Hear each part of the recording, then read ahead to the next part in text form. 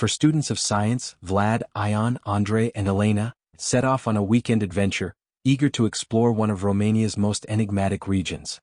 They had all studied at the University of Bucharest, majoring in biology and environmental sciences, and this hike was meant to be a thrilling combination of research and leisure. Hoia-Baciu Forest had a strange reputation, one that intrigued them as both scientists and skeptics. While some claimed it was haunted, with mysterious disappearances and eerie occurrences dating back centuries, they approached it with a sense of curiosity, driven by the chance to uncover rational explanations for the supernatural stories. Vlad, the group's unofficial leader, was charismatic and bold, the kind of person who was never intimidated by ghost stories or local legends. "We'll document everything," he said confidently as they packed their equipment. "This place is famous for optical illusions and magnetic anomalies. Nothing we can't explain with science." Ion, quieter and more contemplative, was Vlad's best friend and had always been fascinated by the unknown. Though he didn't buy into paranormal theories, he respected the weight of local superstition. He had spent the last week reading about strange occurrences in Hoia-Baciu. "People vanish there, Vlad," he had remarked one evening. "We shouldn't just laugh it off." Andrei, always the prankster, loved to downplay the seriousness of things. "Oh please, Ion, they vanish because they want to. Probably a bunch of people who just got lost or wanted to disappear from their boring lives. Nothing supernatural about that." Elena, the most practical of the group, had packed meticulously and prepared them for every contingency. She wasn't superstitious, but something about this trip made her uneasy. Her instincts told her that they were stepping into something they didn't fully understand. "Let's just be cautious," she said, zipping up her backpack. "Whatever is in that forest, we can't predict how it will affect us, scientifically speaking, of course." The group set off early in the morning. As they drove closer to the Hoia-Baciu Forest, the scenery around them changed. What had started as a bright, sunny day gradually grew darker, though it was still morning. The sky seemed overcast and a faint mist began to roll in, clinging to the low hills and obscuring the distant trees. "Weird," Andrei said as they parked the car at the edge of the forest. The forecast didn't mention fog. As they stepped out of the car and prepared their gear, an old man, hunched and cloaked in dark clothing, approached them from a nearby road. His eyes were piercing and his face carried the lines of someone who had seen too much. "Are you headed into the forest?" he asked in a voice that was barely above a whisper, his thick Romanian accent lending a haunting tone to his words.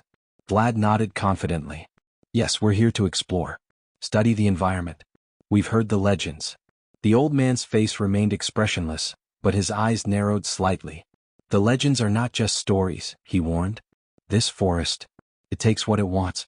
It has taken many before you." Andrei scoffed, flashing his usual grin. "We'll be fine, old man. We're scientists, not ghost hunters." The man's eyes locked onto Andrei, the warning deepening in his gaze. "The cold comes first. If you feel it, turn back. Do not continue.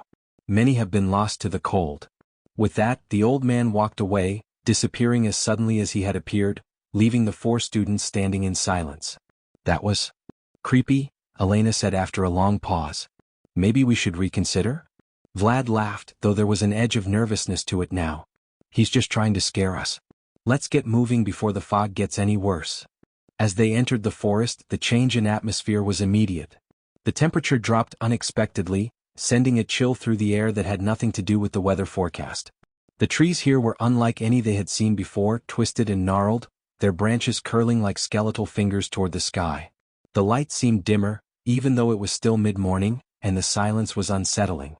Not a single bird or insect could be heard, only the sound of their boots crunching on the forest floor.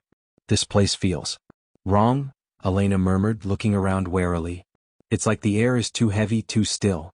Vlad pulled out his camera and began taking pictures of the strange trees. "It's just your imagination. The fog, the silence, it's all part of the environment. We'll be fine." As they ventured deeper, the cold became more intense.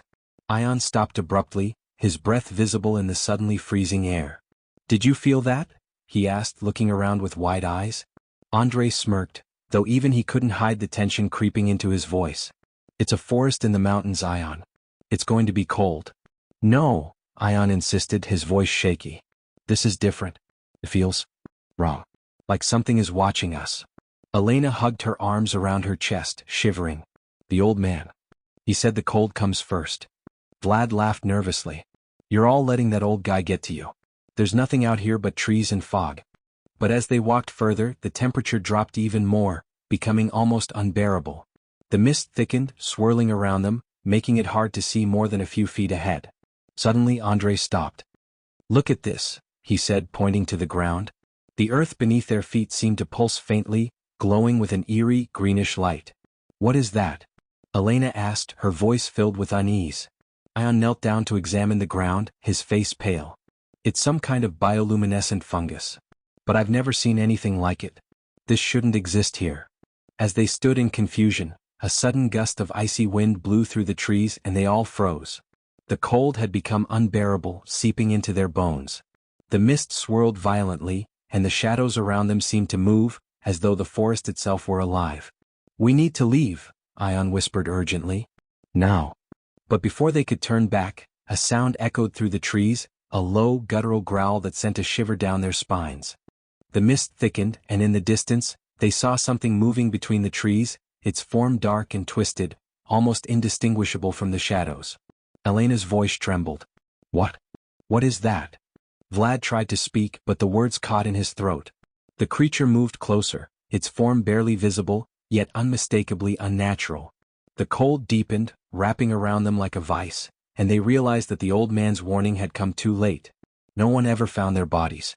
The Hoia-Baciu Forest swallowed them whole, leaving behind only whispers in the wind, and the occasional glimpse of fleeting shadows in the trees.